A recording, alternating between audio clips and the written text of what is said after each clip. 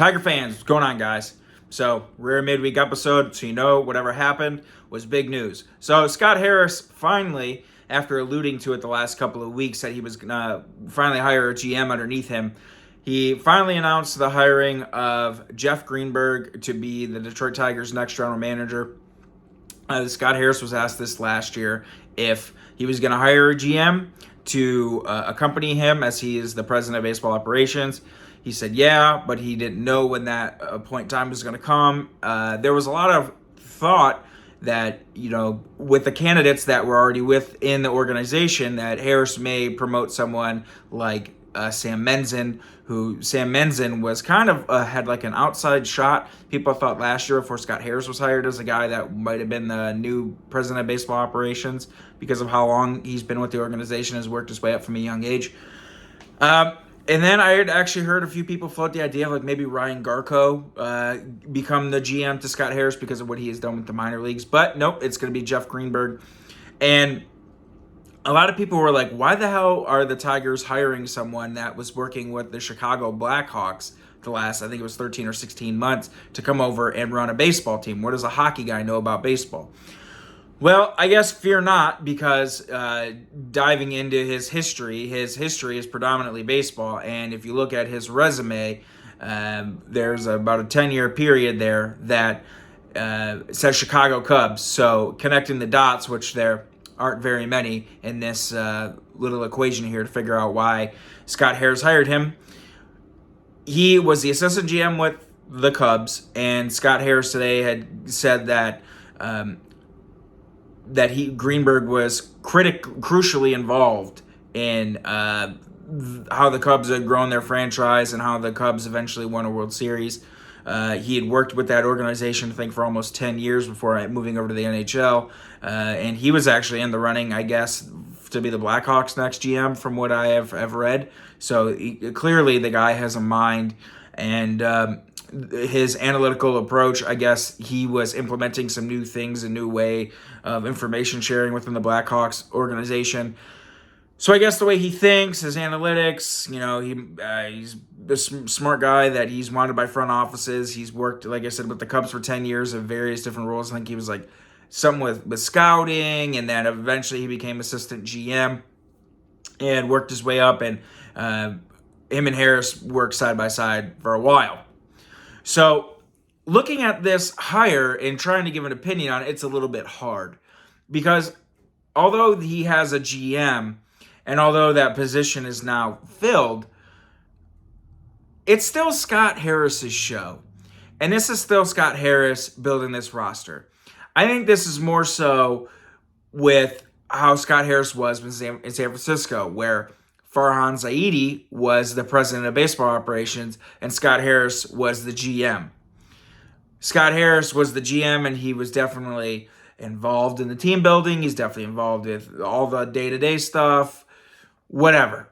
But at the end of the day, that was Farhan Zaidi's team. At the end of the day, he is the guy that if everything came tumbling down, he's the person at the top, and he's the first one that's going to get let go first, because he's responsible for putting those people in place. So I don't know how much this really affects the Tigers' future. I don't really know how much this affects the Tigers' timeline. I don't know if this speeds it up. I don't know if this, keeps them on the same trajectory that they're at right now. I was thinking today, if this guy is a GM, is he going to want to slow play it again yet another year, because yet another person who is responsible for trying to aid in making this team no longer a sub 500 team and one of the worst divisions in baseball? Is he going to need a year of seeing what's going on? Or is he just going to jump on in and pick right up where Scott Harris is steering the ship? And I think it's going to be more of the latter. I think this team goes as far as Scott Harris develops it. I think this team advances as far as Scott Harris keeps doing what he's doing, whether it's player development and, trying to make guys better on both sides of his whole thing on both sides of the strike zone, whether it's throwing more strikes, whether it's swinging at more strikes and better pitch selection and stuff they've harped all year and things that we've saw them do this year. So I think this is more so Scott Harris hiring somebody to take a little bit of the burden off of himself, to where he's no longer a one-man crew, and adding another viewpoint and mindset into his current front office regime, trying to just basically add another, brain and another mindset, another viewpoint, and already a revamped front office that he's done this over past year's time. So is it a real critical hire? Is it a make or break hire? I don't really think so. Like I said, I think this is more of a guy to take some of the weight and some of the burden off of Scott Harris of his day to day. I think it's a guy that Scott Harris definitely respects the way he talks about him. He's a guy that has a lot of familiarity with him. He's another guy that comes from that, Theo Epstein tree of people, Ben Sherrington tree of people that, Scott Harris learned from. And I think it's just, like I said, another guy to help him with the day-to-day stuff, and just another viewpoint he respects, and someone that, if he's saying he was critical to the Cubs winning a World Series because of his scouting and analytics and knowing with player development how to get the most out of these guys, it is what it is. It's a good signing, and hopefully what they say rings true about him, and he helps Scott Harris, make trades that aren't Gregory Soto for Matt Vierling and Nick Maton, and you literally got one good player out of that entire, well, that's debatable. You got one player that's played every day out of that singular trade, and then he makes a trade and gets someone like Justin Henry Malloy, and you have a guy that teared up AAA again this year, and you didn't even bother to give him a single look all year when you had a team full of guys that did not deserve everyday playing time. And you could have used a right-handed hitting outfielder or someone to even try play third base. So I don't know. Hopefully this offseason, things change. Hopefully this offseason, the true step forward goes about, because this team is probably going to end up winning 74, 75 games, which is a step up from last year, but still not enough of a step forward, especially in a division as weak as the AL Central. Minnesota is going to be an extremely average team who stands no chance in hell of advancing very far in the playoffs. And the Tigers being a team that was in a division that was winnable.